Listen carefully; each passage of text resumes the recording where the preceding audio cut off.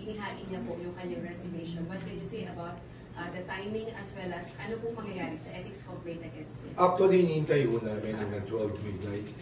Itong pag-submit sa amin, pagbigay ni Congressman Pito Garvin ng kanyang resignation, kami lahat ay nabigla.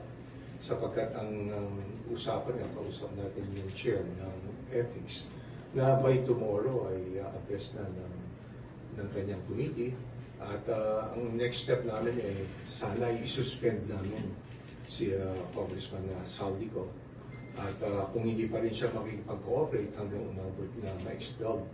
Pero nagain nga ng kanyang resignation. Kaya ang tingin namin dito ay bahala na ang Department of Justice at ganoon din ang ICI kung anong pwede nilang ipataw. Pero kailangan talagang bumalik siya sa lahat ng parang na magawa. Dapat mapabalik siya at managutan siya sa mga issues laban kay Congressman Saldico.